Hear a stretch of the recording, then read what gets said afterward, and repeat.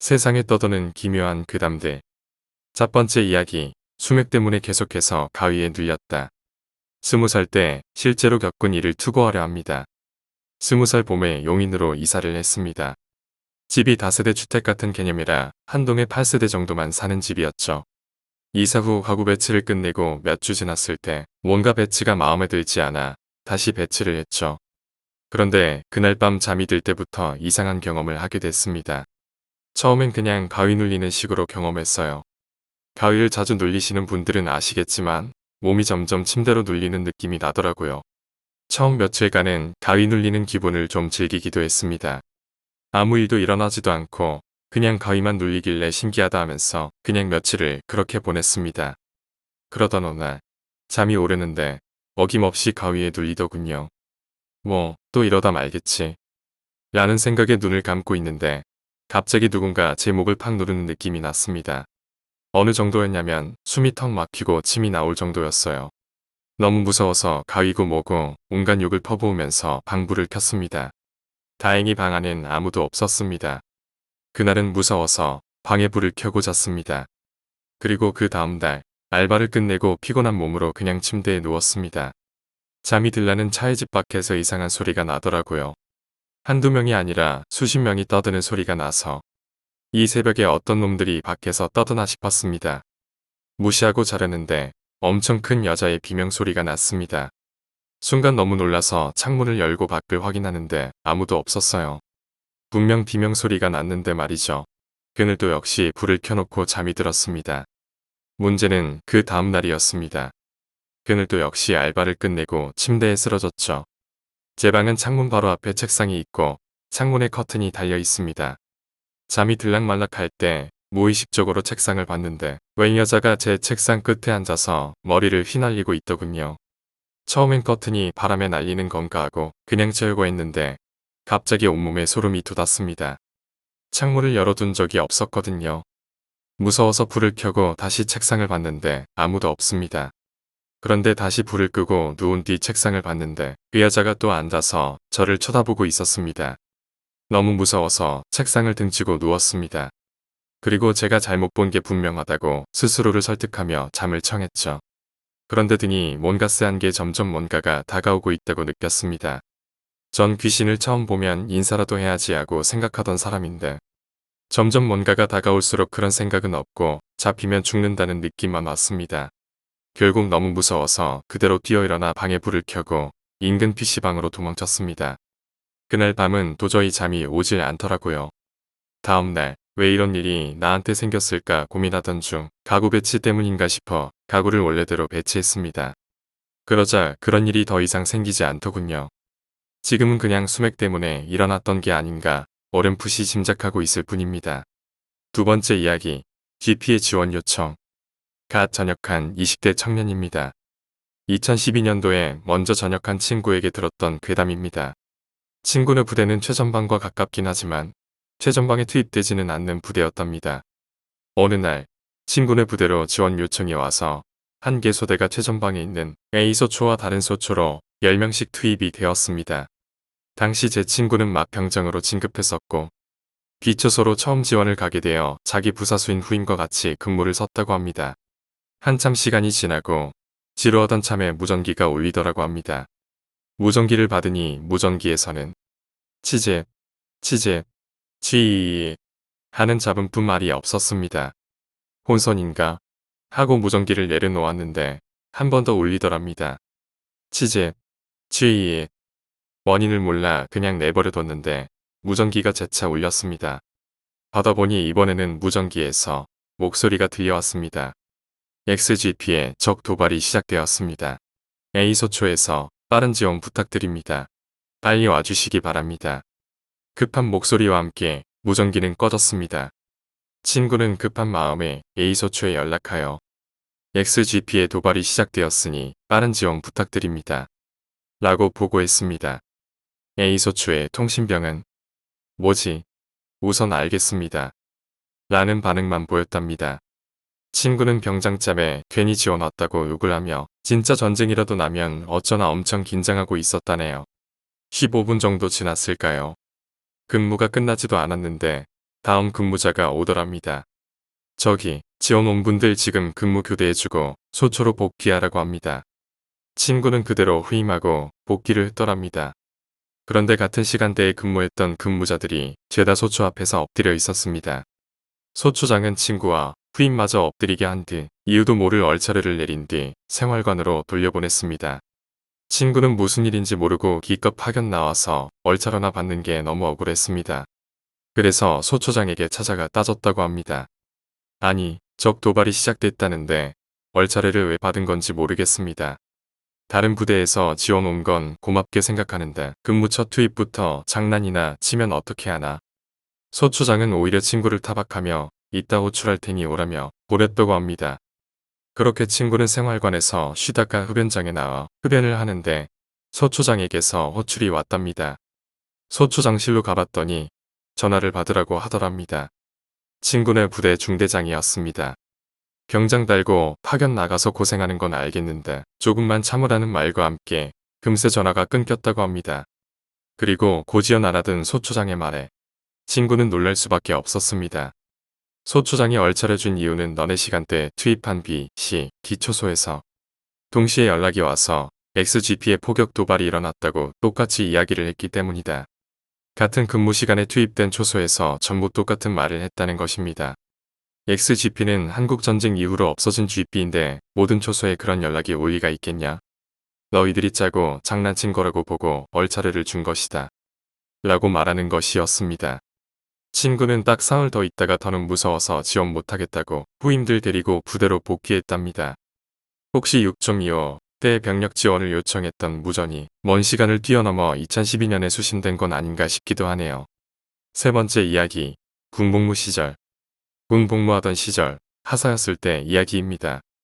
2011년 자대에 오고 1년도 안 됐을 때 당시 쓰레기 전담 하사라고 할 정도로 부대 내 쓰레기를 수거장에 나르던 일을 했습니다. 더럽고 냄새나는 일이다. 막내인 제가 전담할 수밖에 없었죠. 보통 아침에 차를 받고 오후 4시까지 수거장에 나르고 버리는 일을 반복합니다. 일을 마치면 차량 반납을 하고 자대에서 차를 보내주면 타고 돌아가는 일이었죠. 당시 부대에 쓰레기가 너무 많아 차량을 2대 받아 바쁘게 날랐고 소대고참 부소대장이 저를 도와 같이 일을 했습니다. 물론 씻고 버리는 건 저 혼자 했습니다. 부소대장이 해주는 건 오직 쓰레기를 날라주는 것뿐. 그날은 정말 미친 듯이 버려서 3시 정도에 일이 끝나게 됐습니다.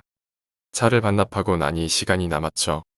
뭐 할까 고민하던 차에 부소대장이 연대 건물 3층에 지금은 안 쓰는 방이 있다며 가서 잠이나 자자고 해서 따라갔습니다. 군인에게 잠은 하루 종일 자도 부족하니까요. 가을쯤 되던 때였고 강원도 땅이라 추웠지만 그럭저럭 잘만 했습니다. 정말 짧은 시간 깊게 잠에 빠졌습니다. 10분 정도 잔 것 같았는데 눈이 떠지더군요. 잔 것 같지도 않고 평상시처럼 정신도 또렷했죠. 하지만 뭔가 달랐습니다. 딱 짚어 말할 수는 없지만 약간의 위화감이 있었달까요. 뭉청하게도 몸이 움직이지 않는 걸 꽤 긴 시간이 흐르고 나서 알았습니다. 그냥 편하게 옆으로 누우려고 했는데 움직이지 않아서 알게 됐죠. 정말 신기하더라고요.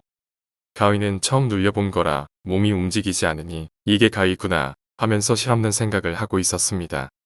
이리저리 눈만 돌리는데 이상하게도 갑자기 머리 위쪽을 보면 안 된다는 생각이 머릿속에 콱 박혀왔습니다. 그 순간부터 갑자기 너무 무서웠습니다. 머리 쪽에 무언가 있다는 게 느껴졌습니다. 인기척이라고 해야 할지 존재감이라고 해야 할지 모르지만 뭔가 있다고만 느꼈죠. 손이랑 발을 움직이려고 부단히 애쓰고 어떻게든 일어나려 발버둥 쳤습니다. 머리는 무서워서 감히 올려다보지도 못하겠고 몸은 움직이지도 않고 그러다 손가락이 움직였습니다. 손가락이 움직인다 싶으니 거의 동시에 몸이 전부 움직여졌습니다. 바로 일어나서 머리 쪽을 봤지만 아무것도 없었죠. 아무튼 가위가 풀리고 공포도 사라지니 온몸에 소름이 돋고 몸에는 힘이 없어 주저앉았습니다. 심장 소리가 쿵, 쿵, 쿵 하고 제 귀에 들리는 것처럼 뛰고 있더라고요. 소뚜껑 같은 손으로 제 등을 두들기는 것 마냥 엄청 컸습니다. 옆에 자고 있던 중사를 깨웠습니다. 저 가위에 눌렸습니다. 라고 말하니 별 대수롭지 않게 가위에 그냥 다시 자 라고 하더라고요. 그렇게 전 다시 잤습니다. 머리 위에 뭔가 나오지 않을까 마음 졸이면서요. 지금 생각해도 뜬금없지만 다시 잤습니다. 그때 그 가위는 왜 눌린 거고 왜 위를 쳐다보지 못했을까요? 그날 저와 같이 잔 중사는 그 주 휴가였고 휴가 당일 저녁 중대 카톡으로 메시지가 왔습니다. 손중사 교통사고로 차 유리를 뚫고 나갔고 머리를 박고 출혈이 있는데 굉장히 심각한 상황입니다. 2시간 후 가족과 상의하에 보급관님과 같이 산소호흡기를 뗐고 결국 사망 확인했다는 카톡이 왔습니다. 그 후로 가위에 눌린 적은 없습니다. 그리고 제 주변에 죽은 사람도 그 이후 아직 없습니다. 그 중사님 참 술, 담배 안 하시고 돈을 악착같이 모으셨는데 아직도 그분이랑 마지막으로 농담한 게 생각나네요. 전역할 때 되면 전 여자친구한테 전화 오게 만들 거라고 했는데 전역 못하고 군인으로 돌아가셔서 아직도 참 안타깝습니다. 네 번째 이야기, 가위 눌린 날. 초등학교 2학년 때 일입니다. 당시 저희 집은 작은 목욕탕을 하고 있었죠. 저는 곧잘 카운터에 딸린 작은 방에서 가게를 보고 있는 아버지 곁에서 낮잠을 자거나 안에 설치되어 있던 작은 컴퓨터로 게임을 하거나 했습니다. 어느 날 아버지 곁에서 낮잠을 자다가 잠이 깨서 몸을 일으키려 했지만 일으켜지지 않았습니다. 게다가 숨도 잘 쉬어지지 않고 몸도 잘 움직여지지 않았습니다. 기껏 해봐야 손가락 조금, 발가락 조금, 그리고 바람 새는 소리처럼 약한 목소리로 아빠, 아빠 하고 말하는 게 고작이었습니다.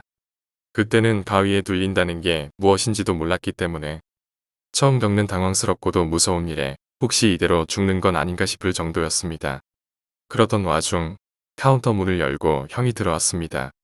점심시간이 다 되었는지 형은 아버지께 배가 고프다며 음식을 시켜 먹자고 했습니다. 그러자 아버지는 동생은 자고 있지? 깨워서 같이 밥 먹자고 해라. 라고 하셨습니다.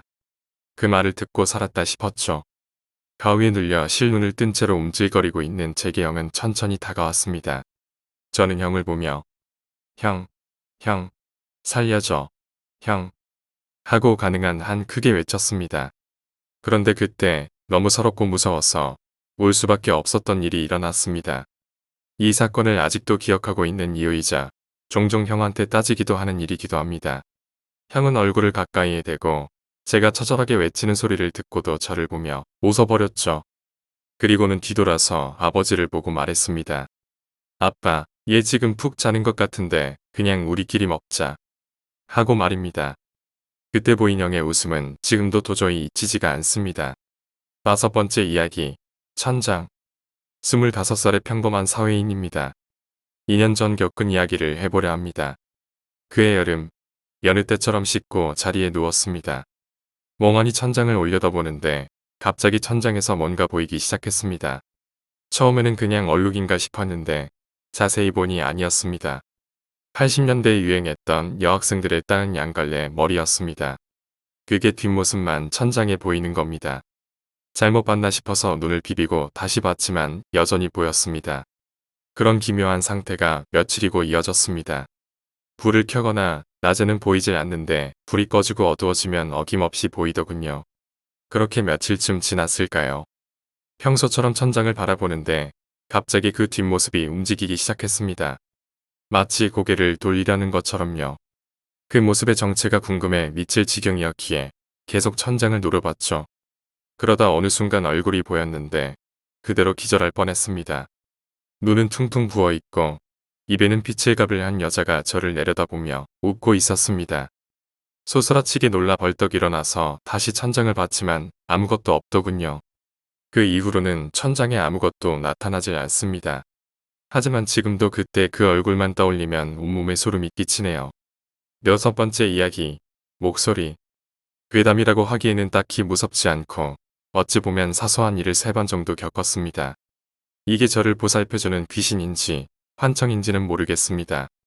그러나 똑같은 일을 3번이나 겪고 나니 환청이라는 생각은 들지 않더라고요. 처음 그 목소리를 들은 건 2012년 1월, 겨울이었습니다. 생활이 불편할 정도로 안검하수가 심한 편이기도 했고 미용 목적도 겸해 안검하수 수술과 쌍꺼풀 수술을 같이 했죠.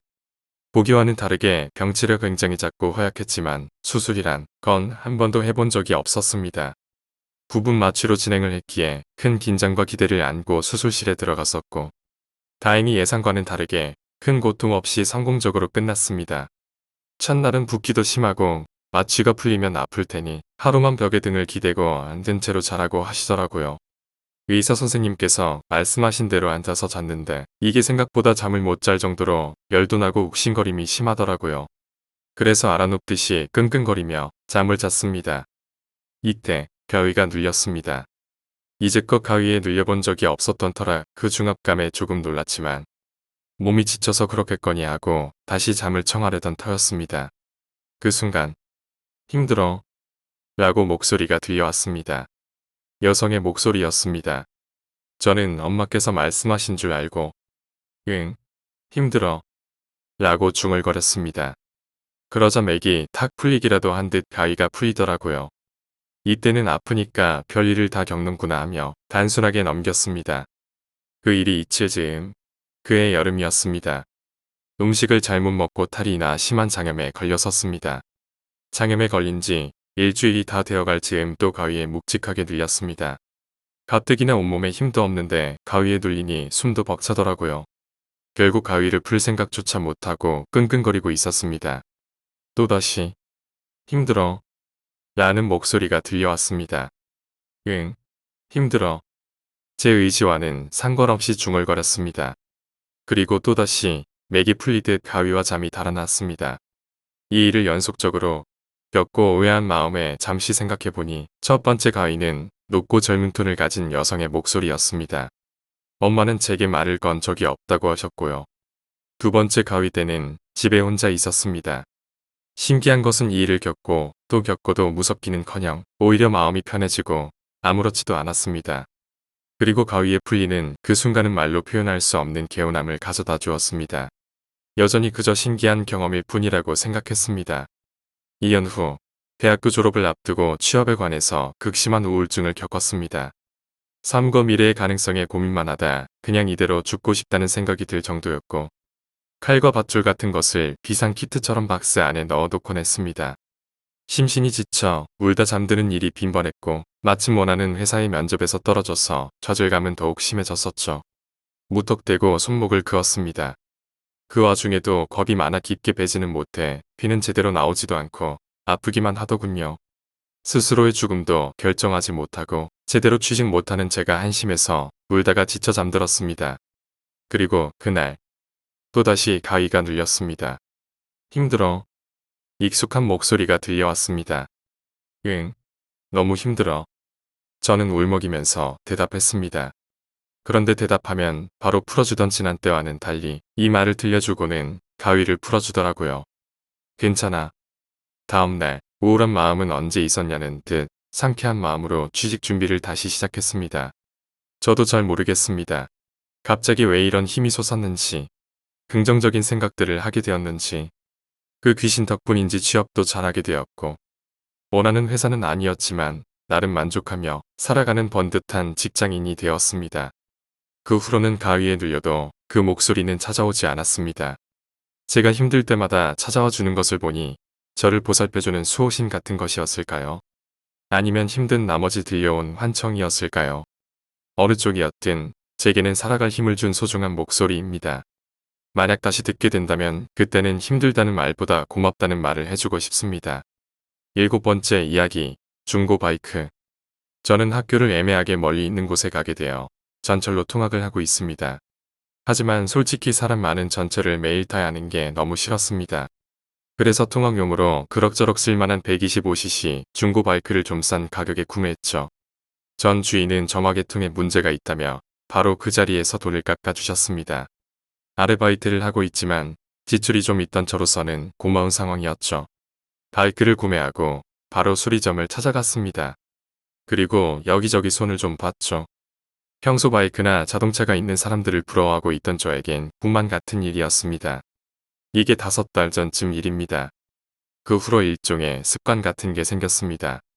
밤 9시가 되면 어김없이 바이크를 타고 거리에 있는 동네에서 30분 정도 바이크를 실컷 타다 들어오는 거였죠. 그 동네는 오래전에 물을 닫은 철물점이나 공업사 같은 게 늘어서 있는 매우 긴 직선도로가 있었거든요. 그 건너편에는 더 이상 사용하지 않는 철도가 있었습니다. 오가는 차도 적었기 때문에 그 길 전체를 제 것인 마냥 마음대로 누볐죠. 그리고 시간은 흘러 아까 말했던 3주 전이 되었습니다. 중고바이크의 특성이랄까 여기저기 잔고장이 많았습니다. 고장날 때마다 고치는 것도 지쳐버려서 그냥 포기한 상태였죠. 특히 연료 게이지가 맛이 간 상태였는데 연료 잔량을 대충 계산하고 다녔기에 별 신경을 안 썼습니다. 그리고 그날도 어김없이 바이크를 끌고 30분 거리의 동네로 나갔습니다. 1시간쯤 탔을까요? 그날따라 유난히 피곤해서 잠시 바이크에서 내려 가져온 음료를 조금 마신 후 1시간 정도만 더 타다가 집으로 가기로 했죠. 길가에 정차하고 바이크에서 내려서 가방을 뒤적거리는데 좀 멀리 떨어진 곳의 가로등이 깜빡거렸습니다. 원래 좀 오래된 동네라 수명이 다했나 보다 하고 음료를 꺼내어 들었습니다. 가로등은 계속 깜빡거렸고 저는 그곳에 눈을 두고 있었습니다. 그런데 이상한 게 보였습니다. 불이 꺼질 때 이상한 흰 덩어리랄까, 헝겊이랄까, 오래된 흰 옷감 느낌의 무언가가 잠깐 보였다가 사라졌습니다. 차를 잘못 본 건가 싶어 계속 지켜봤습니다. 그런데 자세히 보니 머리칼 같은 게 붙어 있더군요. 등골이 오싹해졌습니다. 마치 괴담 속에 제가 들어가 있는 것 같은 기분이었거든요. 그렇게 느낀 순간 가로등이 또다시 깜빡였는데 그 흰 것이 안 보이더군요. 순간 도망치자라는 생각만 들었습니다. 가방도 제대로 안 닫고 무작정 가장 가까운 대로로 달리기 시작했습니다. 가방에서 필통이 떨어지고 아까 마시던 음료수가 떨어지고 담배도 떨어졌습니다. 주울 생각도 못하고 신발이 벗겨졌는데도 그대로 대로로 달려 편의점에 들어갔습니다. 편의점 아르바이트생이 이상한 눈으로 쳐다보든 말든 일단 살았다는 생각에 다리에 힘이 쫙 풀렸습니다. 그대로 편의점 의자에 주저앉았죠. 어느 정도 정신을 차리고 나서 가방 안에 뭐가 없어졌는지 확인하려고 했습니다. 그런데 가방천이 뭔가 손 같은 것에 강하게 당겨진 듯한 모양을 하고 있었습니다. 애써 무시하고 뭐가 없어졌는지 확인한 후 새벽이 되어 하늘이 약간 밝아질 때까지 계속 편의점에 있었습니다. 해가 뜨자 이제는 가도 될 거란 생각에 왔던 길을 되돌아갔습니다. 담배, 음료수, 필통 등이 줄줄이 떨어져 있었습니다. 주섬주섬 떨어진 물건들을 챙겨 가방에 넣고 바이크로 걸어갔습니다. 바이크는 세워둔 그대로였지만 연료통 쪽 도색이 길게 벗겨져 있었습니다. 마치 누군가 손톱을 세운 채 바이크를 마구 긁은 것처럼. 그 이후로는 밤에 바이크 타러 나가는 것을 그만두게 되었습니다. 통학은 계속 바이크로 하고 있지만요. 제가 그때 본 것은 도대체 뭐였을까요?